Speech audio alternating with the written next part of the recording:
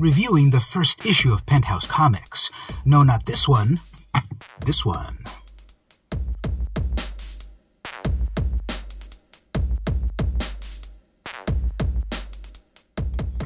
Hello and welcome to the weekly vmcampos Comic Book Club. I'm your host, vmcampos. This is the series where I review a comic book, new or old, from my collection and rate it on the factors of the cover art, interior art, plot, and enjoyability of the book on a scale of 1 to 5.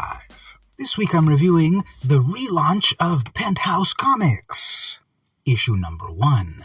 That means I've got to review the vintage first issue of Penthouse Comics number 1 someday. I did review Penthouse Men's Adventure Comics, or whatever it's called, on a previous episode. Go check that one out. It's one of my most popular videos for some reason. But today, we're reviewing the resurrection of this venerable magazine. Yeah, Penthouse delved into the world of comics back in the 90s, right at the perfect time when this gravy train would never end. And we would never go bankrupt, and comics were going to make us rich. The original series did not last by the end of the decade, and then it went away, and it lay dormant for over 20 years, nearly 25 years, and now it's been resurrected. Notice without the X. So we're going to look at this issue. I'm going to skip the most of the sexiest parts so that I don't get demonetized. We'll see how that goes. But if you want to help out whenever I get demonetized, please check out my Patreon, patreon.com/vmcampos. Pledge to the channel for $3.33 a month. What a deal. That really counteracts the uber-oppressive algorithm that prevents me from going all the way in these reviews. Anyway, let's get going. So, cover art. I got the regular cover 1. This is the Matteo Scalera cover. It's really enjoyable, and it gives me a bit of a sense of that classic Wizards cover, that Von Baudet inspired cover to Ralph Bakshi's Wizards adult animation from the 70s, with the character posing on their steed. Here we have sort of a mixture of a futuristic space character, but on a bike that's kind of like a steed. It's also like half levitating because her foot is on the ground, but there's no other support except for this front support, which the angle would be completely off and it'd be tilting, but I'm sure it's some sort of hover bike, so I'm thinking too hard. But this is a very enjoyable cover. I really like the detail in it. Great anatomy on the character, great weaponry, cool costume, whatever little there is of it. I guess focus on the helmet and guns and such. And the steed is very nice. I get a little bit of a sense also like the Saturday Evening Post for some reason. Maybe because of the stark white background. I don't know. Tell me in the comments. Does this feel like something that you would have seen with a Norman Rockwell piece? Well, we'll give this Matteo Scalera cover a 5 out of 5 on the cover art. Interior art. Well, we've got a variety of artists and a variety of writers with a variety of stories. Anyway, here is the editorial about issue number 1. Pause it and read it on your own.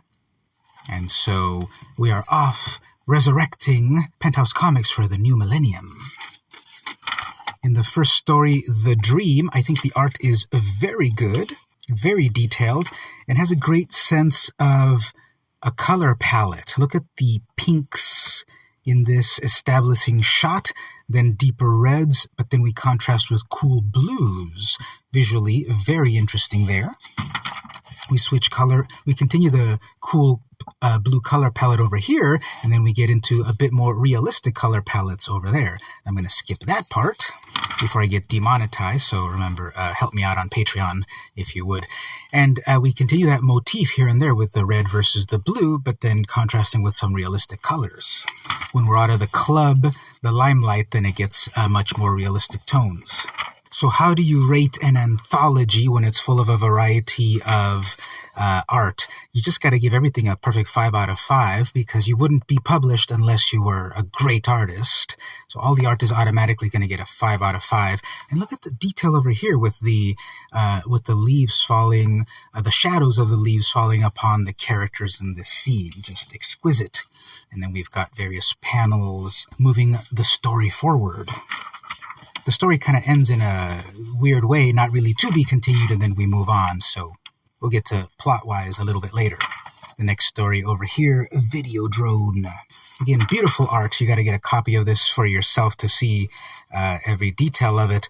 But we have this psychedelic trip happening and being depicted in the artwork, which comes out very well. I love the sequence of panels here, expanding your mind like this. Whoa, that is totally mind-blowing. I love that. Then we go off to this redneck bar where we're going to entice the locals to go a little bit crazy. We get a flashback to 2004 and the War on Terror and how the main characters are looking for adventure any way they can get it nowadays. And we have a flurry of bullets with just lots of action. And here's an axe being thrown and the movement of it using the DeLuca effect works very nice until that axe meets its target.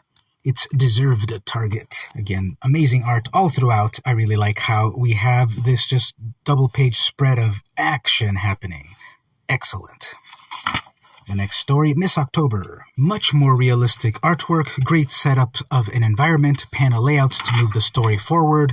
I'm just going to keep repeating myself over and over, and maybe even should just jump to the conclusion that the ending review and such, that, yeah, this is a triumphant entry to resurrect this brand of comics.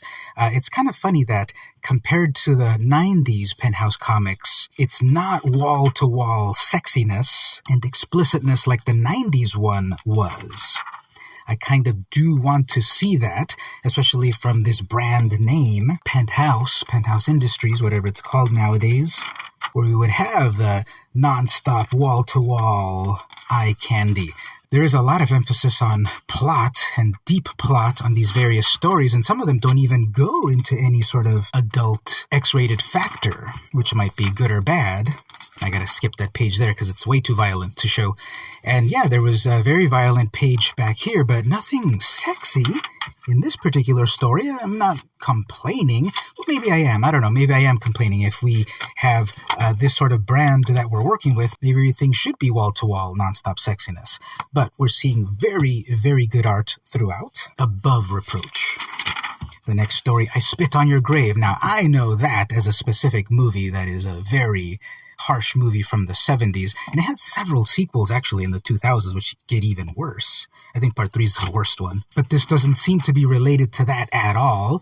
We have the male character as the focus rather than the female character of the original. It does say adapted by. So again, art-wise, we're just kind of zooming by all of this because, yeah, this is good art.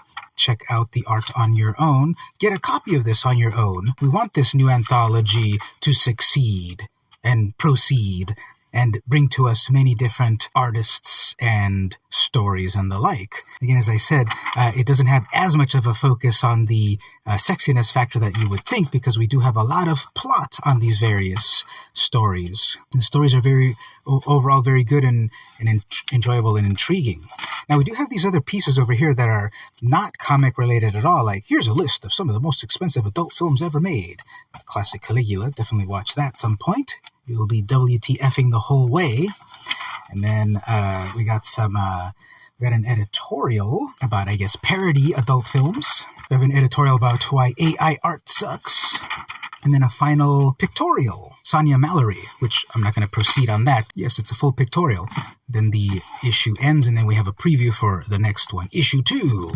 So I'm not going to do the full, I was planning on doing the full cover art, plot, interior, all of that individual atomized review.